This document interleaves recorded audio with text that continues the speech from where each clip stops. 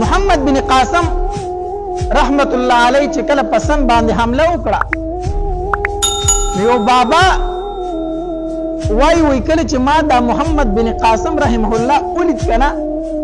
چې څنګه راغې خلک ملاقات لورته نو زه چې ورلم ډېر غمجن دې خفه ځکه د 1913 کال الکو روح فوجي دسته ور سره راغلی ماته نه تپوس وکړه چې حضرت ولې خفه محمد بن قاسم راته چې زه عربي ما د دې خلکو په جبه باندې پوهېږم نه لاره کوڅه او ګودر راته معلوم هم نه دي او راجا داهر خبر شم ډېر زورور سړی دی ډېر فوج لري هغه سره به څنګه مقابله کېږي ما ورته چې الله به خیر کړي الله تعالی به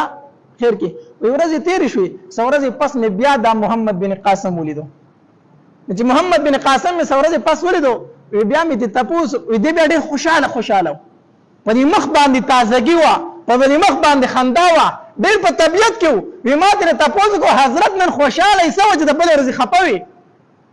ما ته وایي چې زه د کومې خبرې د وجې نه خفه وم هغه خبره چې ده نه ختمه شوې ده ما وایي چې څنګه ما ته یې وویلو چې باباجي راجا داهر زما مقابله نشي کولی راجا داهر زما مقابله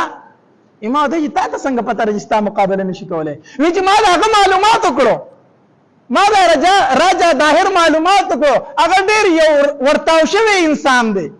هغه ډېر یو بدکاره انسان دی زه خبر شوم چې هغه د خپل د تره په لورګانو باندې بد نظر لري هغه د تره لور ته هم بد نظر کوي هغه د ماما لور ته هم بد نظر کوي هغه په خپل کور کې په زنانو بد نظر ساتي نو یاد وساته کوم سړی چې د نظر نه ورتاو شوی وي د کوم انسان چې د نظر حفاظت نه هغه چېرته مقابله نشي کولی هغه بد نظري کوي راجا داهر یو بد نظر انسان دی او الحمدلله زه چې مزو محمد بن قاسم وي زه د 1913 کالو الک ما خو زما چې سترګې غړېدلې او د پوه شوی ما یا مې په نبي علیه السلام درود ویلی دي او یا مې د نبي علیه السلام باندې کوم کتاب نازل شوی هغې ته مې کتلي دي ما پردۍ ښځې ته نظر نه دی اوچت کړی څنګه راجا داهر زما مقابله وکړي